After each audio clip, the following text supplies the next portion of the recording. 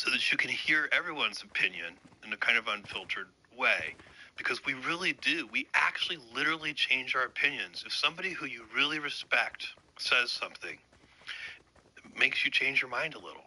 So you're saying implicitly or explicitly give permission for people to have a strong opinion, that as long as it's backed by data.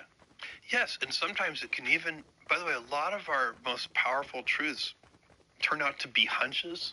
They turn out to be based on anecdotes. Yeah. They're intuition based, and sometimes you don't even have strong data. But you may know the person well enough to trust their judgment. You may feel yourself leaning in. It may resonate with a set of anecdotes you have, and then you may be able to say, something about that feels right. Let's go collect some data on that. Let's try to see if we can actually know whether it's right. But for now, let's not disregard it because it feels right. You can also fight inherent bias. There's an optimism bias. Like if there are two interpretations of a new set of data, and one of them is happy and one of them is unhappy, it's a little dangerous to jump to the conclusion that the happy interpretation is right. You may want to sort of compensate for that human bias of looking for, trying to find the silver lining and say, look, that might be good, but I'm going to go with it's bad for now until we're sure. So speaking of happiness bias, data collection, and anecdotes, you have to, how's that for a transition? You have to tell me the story of the call you made, the customer service call you made to demonstrate a point about wait times. Yeah, this is very early in the history of Amazon. Yes. And we were going over a weekly business review and a set of documents, and I have a saying, which is when the data and the anecdotes disagree, the anecdotes are usually right. And it doesn't mean you just slavishly go follow the anecdotes then. It means you go examine the data. Because it's usually not that the data is being miscollected. It's usually that you're not measuring the right thing. And so, if you have a bunch of customers complaining about something, and at the same time, your metrics look like they shouldn't be complaining, you should doubt the metrics. And an early example of this was we had metrics that showed that our customers were waiting, I think, less than, 60 seconds when they called a 1-800 number to get, phone customer service. The wait time was supposed to be less than 60 seconds. But we had a lot of complaints that it was longer than that. And anecdotally, it seemed longer than that. Like, I would call customer service myself. And so one day we're in a meeting or going through the WBR and the weekly business review, and we get to this metric in the deck. And the guy who leads customer service is to fit in the metric. And I said, okay, let's call. And I picked up the phone and I dialed the 1-800 number and called customer service. And we just waited in silence What did it turn out to be? Like it was really long, more than 10 minutes, I think. Oh, wow. I mean, it was many minutes. And so, it dramatically made the point that something was wrong with the data collection. Yeah. We weren't measuring the right thing. And that, set off a whole chain of events where we started measuring it right. And that's an example, by the way, of truth telling. Is like, that's an uncomfortable thing to do. Yeah. But you have to seek truth even when it's uncomfortable, and you have to get people's attention, and they have to buy into it, and they have to get energized around really fixing things. So that speaks to the obsession with the customer experience. So one of the defining aspects of your approach to Amazon is just being obsessed with making customers happy. I think companies sometimes say that, but Amazon is really obsessed with that. I think there's something really profound to that, which is seeing the world through the eyes of the customer, like the customer experience, the human being that's using the product, that's enjoying the product, like like the subtle little things that make up their experience. Like, how do you optimize those? This is another really good and kind of deep question, because there are big things that are really important to manage, and then there are small things. Internally to Amazon, we call them paper cuts. So we're always working on the big things. Like if you ask me, and most of the energy goes into the big things, as it should. So and you can identify the big things, and I would encourage anybody, if anybody listening to this is an entrepreneur, has a small business, whatever, um, you know, think about the things that are not going to change over 10 years, and those are probably the big things. So like I know in our retail business at Amazon, 10 years from now, customers are still going to want low prices. I know they're still going to want fast delivery, and I just know they're still going to want big selection. So it's impossible to imagine a scenario where 10 years from now, where a customer says, I love Amazon, I just wish the prices were a little higher. Or I love Amazon, I just wish you delivered a little more slowly. So when you identify the big things, you can tell they're worth putting energy into because they're stable in time. Okay. But you're asking about something a little different, which is in every customer experience, there are those big things. And by the way, it's astonishingly hard to focus even on just the big things. So even though they're obvious, they're really hard to focus on. But in addition to that, there are all these little tiny customer experience deficiencies. And we call those paper cuts. And we make long lists of them. And then we have dedicated teams that go fix paper cuts, because the teams working on the big issues never get to the paper cuts. They never work their way down the list to get to, they're working on big things as they should and as you want them to. And so you need special teams who are charged with fixing paper cuts. Well, where would you put on the paper cut spectrum the buy now with one click button, which is, I think, pretty genius? So to me, like, okay, my interaction with things I love on the internet, there's things I do a lot. I may be representing a regular human. I would love for those things to be frictionless. For example, booking airline tickets. Just saying. But, it's buying a thing with one click, making that experience frictionless, intuitive, all aspects of that. Like that just fundamentally makes my life better. Not just in terms of efficiency, in terms of some kind of cognitive load. Yeah, cognitive load and peace, inner peace and happiness. First of all, buying stuff isn't a pleasant experience. Having enough money to buy a thing and then buying it is a pleasant experience. And like having pain around that is somehow just you're ruining a beautiful experience. And I guess all I'm saying as a person who loves good ideas, is that a paper cut, a solution to a paper cut? Yes. So it's probably, that particular thing is probably a solution to a number of paper cuts. So if you go back and look at our order pipeline and how people shopped on Amazon before we invented one-click shopping, there was more friction. There was a whole series of paper cuts, and that invention eliminated a bunch of paper cuts. And I think you're absolutely right, by the way, that when you come up with something like one-click shopping, again, this is like so ingrained in people now. I'm impressed that you even notice it. I mean, most people, every time I click the button, most people never a surge of happiness. There is in the perfect invention for the perfect moment in the perfect context, there is real beauty. Yeah, it is actual beauty, and it feels good. It's emotional. It's emotional for the inventor. It's emotional for the team that builds it. It's emotional for the customer. It's a big deal. And you can feel those things. But to keep coming up with that idea, with those kinds of ideas, I guess is the day one thinking effort. Yeah, and you need a big group of people who feel that kind of satisfaction with creating that kind of beauty. There's a lot of books written about you. There's a book, Invent and Wander, where Walter Isaacson does an intro, and it's mostly collected writings of yours. I've read that.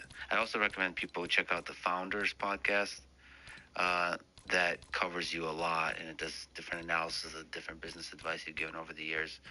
I bring all that up because I saw that there a mention that you said that books are an antidote for short attention spans, and I forget how it was phrased, but that when you were thinking about the Kindle, that you're thinking about how technology changes us. Yeah. We co-evolve Yeah. with our tools. So, we invent new tools, and then our tools change us. Which is fascinating to think about. It goes in a circle. And there's some aspect, even just inside business, where you don't just make the customer happy, but you also have to think about, like, where is this going to take humanity if you zoom out a bit. 100%. And, you can feel in your brains are plastic, and you can feel your brain getting reprogrammed. I remember the first time this happened to me was when Tetris first came on the scene. I'm sure you've had anybody who's been a game player has this experience where you close your eyes to lay down to go to sleep, and you see all the little blocks moving, and you're kind of rotating them in your mind, and you can just tell as you walk around the world that you have rewired your brain to play Tetris. But that happens with everything. And so, one of the, I think, we still have yet to see the full repercussions of this, I fear.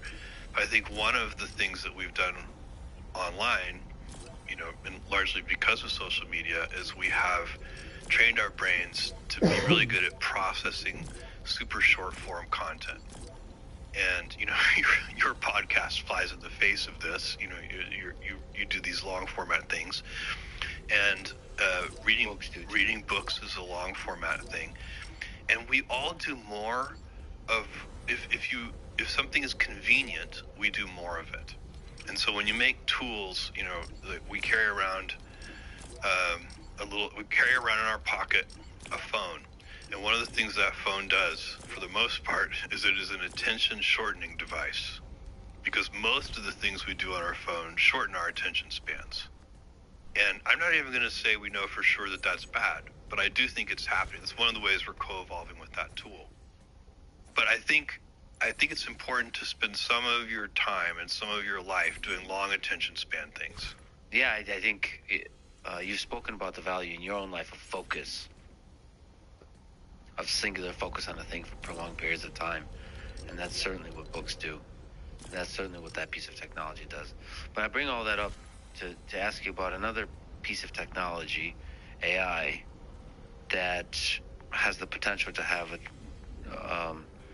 various trajectories to have an impact on human civilization. How do you think AI will change us?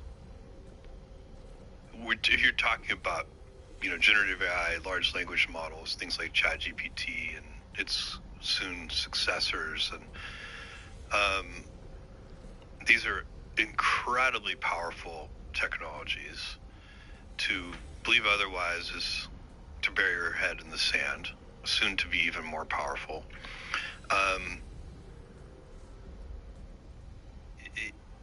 It's interesting to me that large language models in their current form are not inventions, they're discoveries. The telescope was an invention, but looking through it at Jupiter, knowing that it had moons, was a discovery. Like, my God, it has moons. And that's what Galileo did. And so this is closer on that spectrum of invention. We know exactly what happens with a 787. It's an engineered object. We designed it. We know how it behaves. We don't want any surprises. Large language models are much more like discoveries. We're constantly getting surprised by their capabilities. They're not really engineered objects. Then, you have this debate about whether they're going to be good for humanity or bad for humanity. Even specialized AI can be very bad for humanity. I mean, it's just, just regular machine learning models that can make, certain weapons of war that could be incredible incredibly destructive and very powerful, and they're not general AIs. They could just be very smart weapons. And so we have to think about all of those things. I'm very optimistic about this. So even in the face of all this uncertainty, my own view is that these powerful tools are much more likely to help us and save us even than they are to, on balance, hurt us and destroy us. I think, we humans have a lot of ways of, we can make ourselves go extinct. These things may help us not do that, so they may actually save us. So the people who are, overly concerned, in my view, overly concerned, it's a valid debate. I think that they may be missing part of the equation, which is how helpful they could be in making sure we don't destroy ourselves. I don't know if you saw the movie Oppenheimer, but to me, first of all, I loved the movie, and I thought the best part of the movie is this bureaucrat played by Robert Downey Jr., who, some people I've talked to think that's the most boring part of the movie. I thought it was the most fascinating, because what's going on here is you realize we have invented these awesome, destructive, powerful technologies called nuclear weapons, and they are managed, and we humans we're not really capable of wielding those weapons. And that's what he represented in that movie. Is here's this guy who is he wrongly thinks, he's like being so petty, he thinks that Oppenheimer said something bad to Einstein about him. They didn't talk about him at all, as you find out in the final scene of the movie. And yet he spent his career trying to be vengeful and petty. And that's the problem. We as a species are not really sophisticated enough and mature enough to handle these technologies. And so, and by the way, before you get to general AI and the possibility of AI having agency, and there's a lot of things that would have to happen, but there's so much benefit that's going to come from these technologies in the meantime, even before they're, general AI, in terms of better medicines and better tools to develop more technologies and so on. So I think it's an incredible moment to be alive and to witness the transformations that are going to happen. How quickly it will happen, no one knows, but over the next 10 years and 20 years, I think we're going to see really remarkable advances, and I personally am very excited about it. First of all, really interesting to say that it's discoveries that it's true that we don't know the limits of what's possible with the current language models. We don't. And it could be a few tricks and hacks here and there that open doors to whole entire new possibilities. We do know that humans are doing something different from these models, in part because we're so power efficient. The human brain does remarkable things, and it does it on about 20 watts of power. And the AI techniques we use today use many kilowatts of power to do equivalent tasks. So there's something interesting about the way the human brain does this.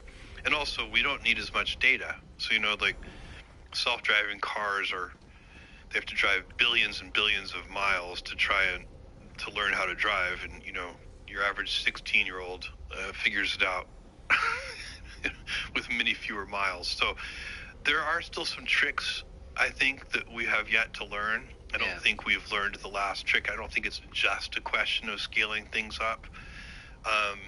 But what's interesting is that just scaling things up, and I put just in quotes because it's actually hard to scale things up, but just scaling things up also appears to pay huge dividends.